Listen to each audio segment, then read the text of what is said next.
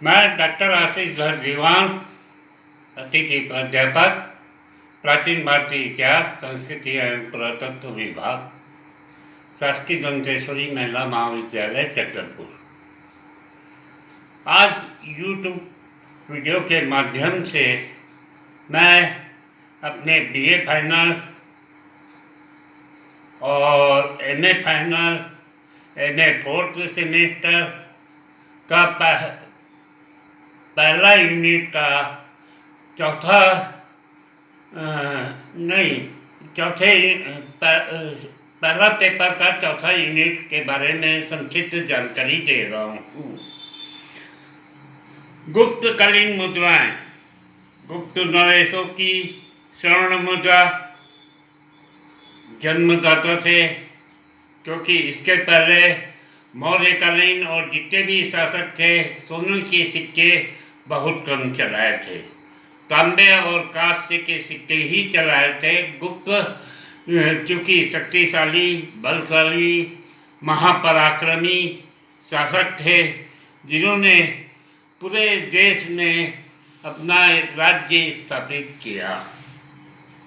प्रथम चंद्रगुप्त। गुप्त वंश के पहले दो शासकों के सिक्के अभी उपलब्ध नहीं हैं।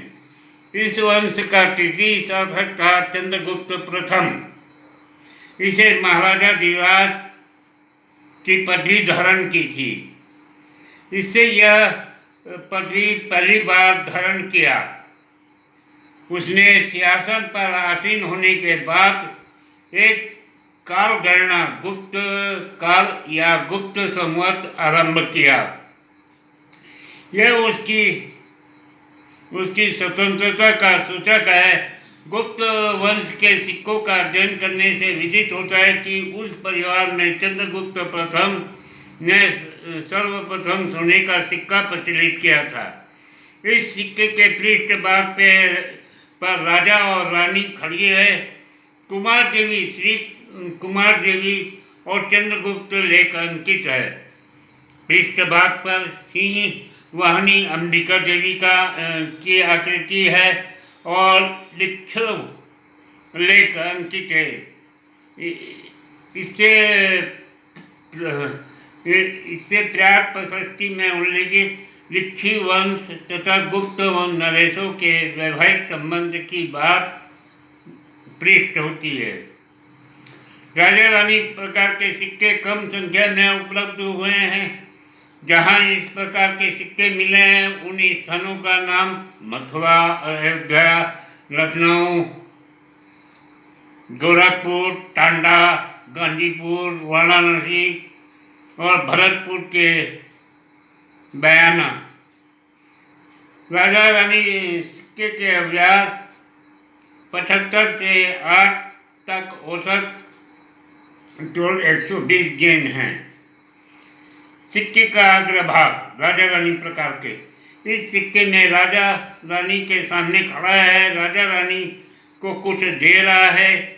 इस भेंट को रानी ध्यानपूर्वक देख रही है। भेंट की वस्तु विभिन्न मुद्राओं पर विभिन्न प्रकार की है।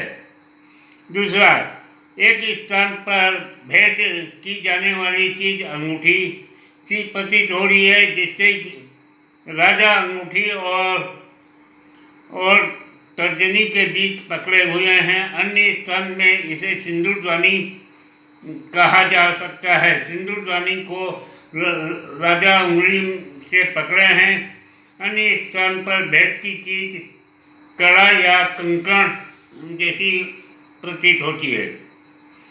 कुछ मुद्राओं में किसी स्थान पर राजा और रानी के पैरों के बीच बिंदु समूह दिखाई देता है। इसी स्थान की पर्वतीय मुद्राओं को में ब्राह्मी अक्षर ने ले लिया है। राजा का नाम बाएं हाथ के नीचे लंबवत लिखा हुआ मिलता है। इसे कभी चंद्र और कभी चंद्रगुप्त पढ़ा जा सकता है।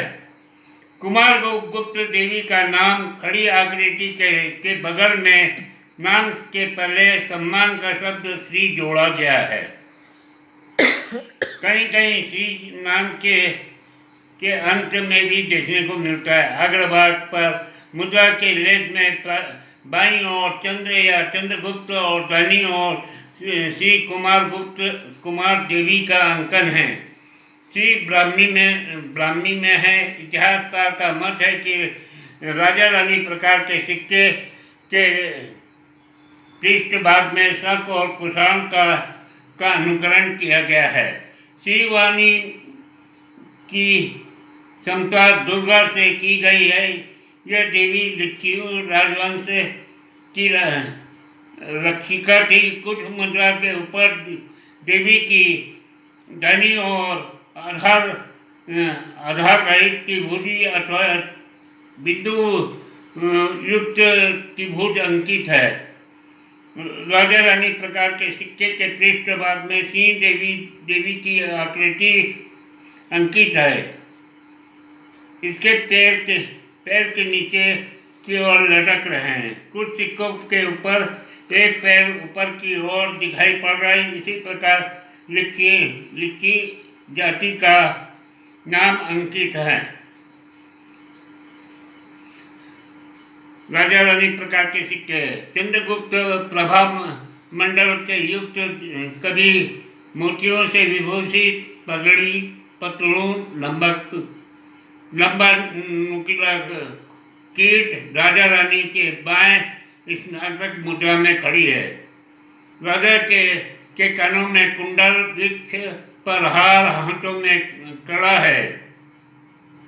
बाएं हाथ में ध्वज और तथा दाहिने हाथ में देवी का भेंट स्वरूप कुछ दे रहा है। राजा रानी के सामने प्रभा मंडल युक्त खड़ी है। रानी साड़ी, ओढ़नी और शिरोवस्त्र पहनी हुई है। किनारे पर मोती दिखाई देता है।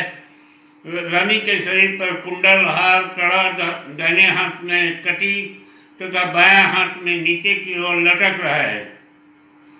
राजा रानी के मध्य अर्ध चंद्र अंकित हुआ भी दिखता है। लेख राजा के बाएं हाथ के नीचे लंबत चंद्र ध्वज दंड के बाहरी भाग में लंबत गुप्त दाहिनी ओर श्री कुमार देवी का वर्णन मिलता है। चंद्रगुप्त ने अधिक प्रकार के सिक्के नहीं चलाए, लेकिन यह वो महान गुप्तों का शासक था जिसने विक्रम संवत की स्थापना की, जिसने उज्जैन में भी शासन किया, उज्जैन मध्य प्रदेश में। एवं चंद्रगुप्त का एक शिलालेख